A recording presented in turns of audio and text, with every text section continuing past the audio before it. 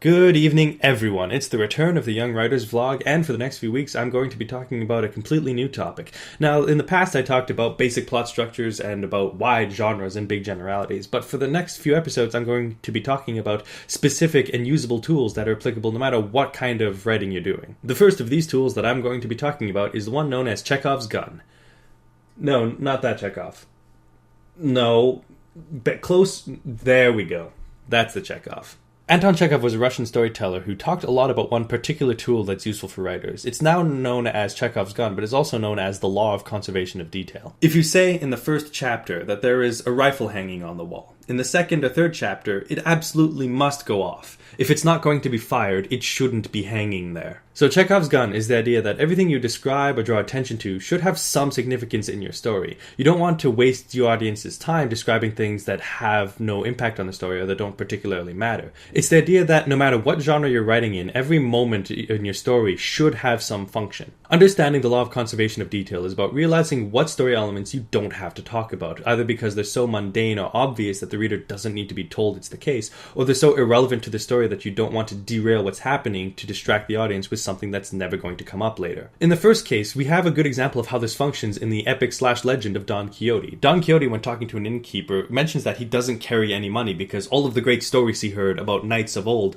didn't describe them carrying money around, and so why would he, someone who aspires to be one of those great knights, carry money around? But the innkeeper actually tells him that, yes, the stories never said that the knights had money around because you're supposed to assume that the knights just had enough money to get by. The fact that it wasn't mentioned in the story doesn't mean it didn't exist or it didn't happen. You as an audience are supposed to assume that the knights have money and have clean shirts. The story doesn't talk about them washing their clothes, but it's not particularly relevant to the story to hear about Sir Gawain washing his shirt for the 15th time.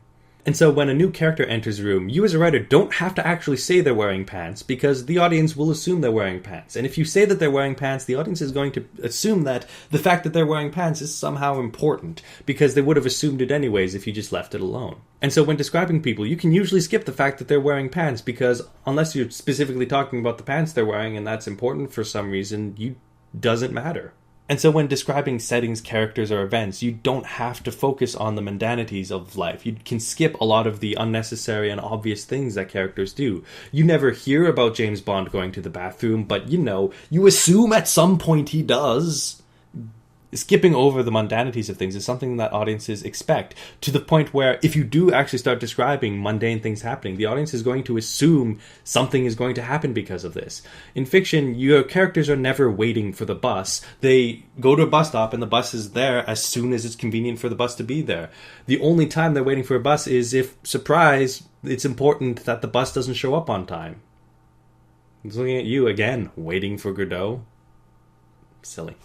So when you start focusing on mundane objects or unnecessary events, your audience will notice this and will start making predictions about what's going to happen with this otherwise mundane object. And this is often the difference between good world building and bad world building. In good world building, everything you describe has some function to understanding the story, whether it's understanding its history or understanding the setting that they're in, or just understanding the physical layout of the location. Whereas bad world building will often focus too much on things that aren't particularly necessary. You don't have to know what color the curtains are unless those curtains are mistaken for something else later down the line. Compare, for example, a character with tight red pants, a black leather vest on a slightly off-gray, slightly torn shirt. He has an earring on one of his ears that shines with a gentle blue as the sun hits it from a particular angle. And compare that to, the man with the yellow hat from Curious George. I haven't thought about the man with the yellow hat from Curious George in 15 years, but I understand that he's the man with the yellow hat. It's the only relevant part of him, but it's enough to give him a character.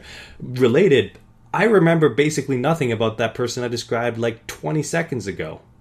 The essential lesson here is that readers will accept less detail for things that are not relevant to the story. And the more detail you put into something, the more readers will expect it to have a significance to the story that you're telling. That being said, like all rules of writing, you are allowed to break them if you want to. Sometimes you want to describe unnecessary things to make a point. Sometimes you want to throw the audience a red herring, get them attached to an idea to undermine it later. Sometimes you want to mislead them or distract them from a different thing that's happening concurrently. The fact is, laws of writing are not like the laws of physics or the laws of the land. You're allowed to break them if you feel like it. But it's important when breaking the rules to do so intentionally and to accomplish a specific goal. Breaking the rules for the sake of breaking them is going to frustrate the audience more than it's going to do anything else. And so when you're breaking the law of conservation of detail, remember, if there's a loaded gun in the scene, it should be really important. Otherwise, why is there a loaded gun there? Why? If you're a young writer, make sure to check out Wordsworth 2017. Registrations are now open for a camp where you can learn about the power of expression. You'll learn more about writing than you probably could from a 10-minute video on the internet.